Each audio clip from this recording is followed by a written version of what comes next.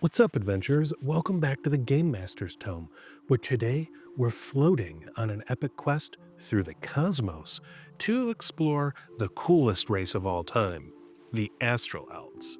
These celestial wanderers have stories as vast as the multiverse itself, and we're here to unravel the mysteries that make them one of the most intriguing races on Dungeons and Dragons. So imagine living for a millennia, untouched by the hands of time, floating through the silvery void of the astral plane and brushing shoulders with gods. Sounds a little dreamy, right? Or maybe a tad overwhelming? Well, that's the Astral Elves. Long before the first human picked up a sword, groups of elves felt the call of the cosmos. They left the vibrant, ever-changing landscape of the Feywild to venture into the astral plane. Their goal, to be closer to their gods, the divine powers of the Seldarin. Little did they know, this journey would grant them a spark of divine energy, forever altering their destiny. Life in the astral plane is super unique. Time doesn't flow like it does on the material plane, so these elves stopped aging. Can you imagine? Centuries pass, civilizations rise and fall, and yet you remain unchanged. Their eyes carry a notable starry gleam, a reflection of the divine light that now resides within them. Think about how this ageless existence might affect someone. Some astral elves embrace their longevity, becoming philosophers or artists, diving into endless creativity, while others might grapple with existential dread or apathy, feeling detached from events that seem fleeting in their vast lifespans. Oh, Baby Yoda, you gotta face that way. Life on the astral plane is anything but ordinary. I already mentioned the astral elves don't age, but they also don't need to eat or sleep in a traditional sense. Part of this is because of the astral plane. Instead, they enter what's called an astral trance, a meditative state that refreshes them. And during this trance, they remain conscious and can even draw upon the shared memories of their kind, gaining new proficiencies in skills, weapons, or tools. It's kind of like plugging into a cosmic database every night, I guess. This feature makes them incredibly adaptable. Need to pick a lock but forgot your rogue at home? After a trance, your Astral Elf can gain proficiency with thieves' tools, and then they can save the day. Astral Elves utilize majestic spelljammers, known as star moths. Crafted from unique botanical and crystalline substances, these vessels are not just modes of transportation, but works of art powered by starlight. They collect the starlight to fuel and repair their ships, making them self-sustaining in the endless void. Spelljammers is one of my favorite settings to run in D&D. Imagine your party might need to hitch a ride on a star moth to chase down a cosmic threat. The journey itself could be filled with wonder and peril. Navigating through astral storms or dodging Githyanki pirates, there's just something about sailing in space that unlocks that dreamlike feeling for me. Now, to truly understand the Astral Elves, we should also take a little cosmic detour and explore their home, the astral plane itself. This realm has fascinated adventurers across all editions of D&D, involving in its depiction but always retaining an air of mystery and wonder. In previous editions of D&D, the astral plane was often described as a vast, endless expanse of silvery gray nothingness, a timeless void connecting the various planes of existence. It was a place where thought could become reality, and travelers could navigate by willpower alone. You could encounter floating debris from destroyed worlds, psychic winds, and creatures like astral dreadnoughts lurking in the infinite expanse. And because time doesn't pass normally here, aging, hunger, and thirst are virtually non-existent. This makes the astral plane a popular spot for powerful wizards and psionists seeking immortality or a place to hide their secrets. If your campaign was set in earlier editions, venturing into the astral plane could feel like stepping into a dreamscape where the rules of reality are malleable. It's a canvas for creativity, but also unpredictability. And now fast forwarding to 5th edition, the astral plane retains much of its ethereal charm, but with some nuanced updates.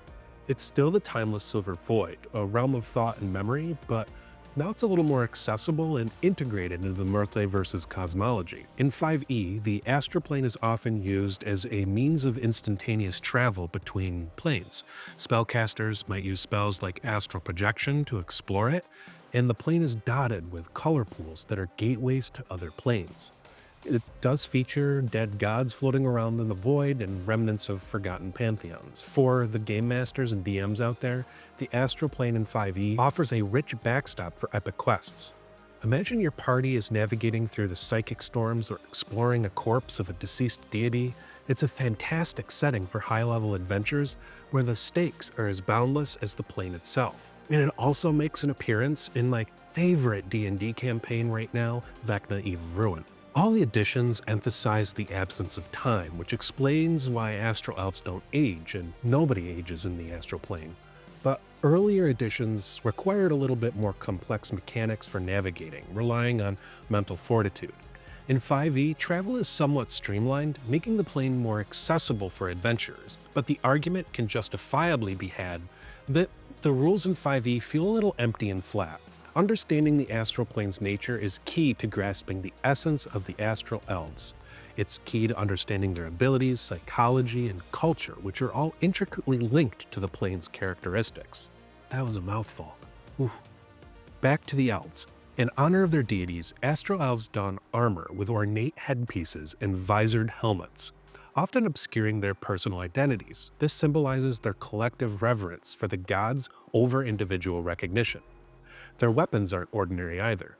They're imbued with divine radiant energy sourced from starlight, making them particularly effective against undead and other creatures vulnerable to radiant damage. Picture an Astral Elf warrior on the battlefield, faceless behind a visored helm, wielding a blade that shines with the brilliance of a distant star. It can be both awe-inspiring and very intimidating. As a player, leveraging these radiant properties of your weapons can turn the tide in battle against certain foes. Discuss with your DM about incorporating divine weapons into your arsenal. Let's talk about some of the key abilities that make Astral Elves stand out. Astral Fire. You gain a free cantrip, Dancing Lights, Light, or Sacred Flame. Choosing Sacred Flame gives you a reliable, radiant damage option, perfect for bypassing resistances. Astral Elves have Starlight Step. As a bonus action, you can teleport up to 30 feet to a space that you can see, a number of times equal to your proficiency bonus per long rest. Astral Elves also have Astral Trance. Not only do you skip sleep, but after your 4-hour trance, you gain proficiency in one skill and one weapon or tool until your next long rest. This makes them incredibly versatile. They also have Fey Ancestry, which gives them advantage on saving throws against being charmed, a common theme amongst most elves. And finally, they have Dark Vision, up to 60 feet. The agelessness of Astral Elves brings unique psychological aspects to the game, some being melancholic, pondering the meaning of existence while time is irrelevant, and others immerse themselves in art, philosophy, or exploration to give purpose to their endless lives. Astral Elves' long lives can make relationships with short-lived races complex. They may see humans and others as fleeting, like mayflies. This can lead to a sense of detachment or protective, almost paternal attitudes. And no epic tale is complete without formidable foes, and the Astral Elves have their fair share of cosmic adversaries. Their timeless existence in the Astral Plane hasn't been without strife, from psychic monstrosities to relentless pirates. So let's take a look at some of the key enemies that have shaped their history and culture. First up on our list, we have the Sorolans. Sinister, worm-like creatures with potent psychic abilities? Sign me up. These beings are as unsettling in appearance as they are dangerous in combat, and I'm all for creepy crawlies in my D&D games. So imagine encountering a creature resembling a giant pale worm with a mouthful of razor-sharp teeth, capable of invading your mind and bending your will. Sorolans are not just physically repulsive, they're malevolent entities that thrive on psychic domination and deceit. Sorolans often vie for control over regions of the Astral Plane rich in psychic energy, bringing them into direct conflict with the Astral Elves. Their reliance on mental manipulation threatens the very consciousness of the Elves, making them a dire threat to a race that values introspection. Next on the list are the notorious Illithids, aka Mind Flayers, masters of psionics, infamous for enslaving entire species and eating their brains. Yum. These creatures pose a grave threat to all sentient beings. With their octopus-like heads and a hunger for brains, Eliphids are as iconic as they are terrifying. They operate in secret societies and thanks to the Elder Brain are linked by a hive mind, which makes them even more formidable.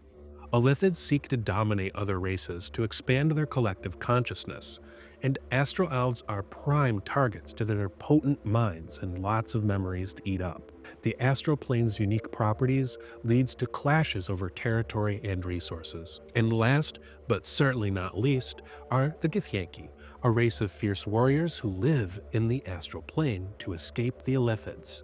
They use tuned-up spelljammers, raiding and pillaging as they go. Originally slaves to the Elithids, the Githyanki broke free and now harbor an eternal vendetta against their former masters. However, their ruthless tactics and practical lifestyle put them at odds with the Astral Elves. Githyanki pirates attack Astral Elf vessels, like star moths, to steal starlight technology and magical artifacts. The disciplined communal nature of the Astral Elves clashes with the Githyanki's militant individualism and aggressive expansion. These constant threats have made Astral Elves vigilant and highly skilled in both combat and magical defense. The Astral Elves' struggles against Sauron's Elithids and Githyanki, among many other races, offer rich storytelling opportunities for DMs and players alike. A multi-layered campaign could involve unraveling a conspiracy where these three enemies are inadvertently, or perhaps intentionally, pushing the Astral Plane towards chaos. Have you faced any of these foes in your adventures? How did it shape your journey? Share your stories in the comments below. Your experiences could inspire fellow adventurers and add depth to our collective understanding of the Astral Plane's perils. By exploring the enemies of Astral Elves, we not only gain insight into their resilience and ingenuity, but also open up a universe of adventure hooks and character development paths. After all, heroes are often defined by the challenges they overcome, and with foes like these, Astral Elves are nothing short of legendary. Being closer to their gods does have its perks. Astral Elves sometimes receive direct guidance or boons from the Seldarin. It's even said that their leaders can summon solar dragons to aid their causes. This is mechanically reflected as well, with some Astral Elf NPCs being able to summon solar dragons in combat. So what do Astral Elf communities look like? Well, they do often hide their faces behind visored helms, which emphasizes community over individuality. This can create interesting dynamics within a party. They can seem cold to outsiders, mistrusting individuality over the greater good. Astral Elves are more than just another elf subrace. They're a gateway to cosmic storytelling. Their abilities offer both mechanical advantages and rich narrative possibilities, steeped in traditions that go back for centuries. So whether you're a player looking to explore the psyche of an ageless wanderer, or a DM wanting to infuse your world with astral intrigue, the Astral Elves provide a treasure trove of inspiration. But hey, why keep all this cosmic goodness to ourselves? If you're enjoying deep dives like this and all of my other topics and want to be a part of the ongoing conversation, consider joining my free Discord community. It's a place where you can engage with like-minded fans, share your epic tales, and be a part of an inclusive TTRPG environment. The link is in the description below. And as we wrap up our astral journey, remember that playing an Astral Elf isn't just about cool abilities, but it's about embracing different perspectives on life, time, and existence itself. It's about weaving stories that span centuries, exploring not just dungeons, but the very fabric of the multiverse. So, next time you're at the table, consider stepping into the boots of an Astral Elf. Who knows, you might just find that the stars align in your favor. Don't forget to like, subscribe, and share your own Astral Elf stories in the comments. Your experiences could inspire fellow adventurers and add new constellations to our ever-growing community. Keep rolling those dice, my friends, and may your quests be epic.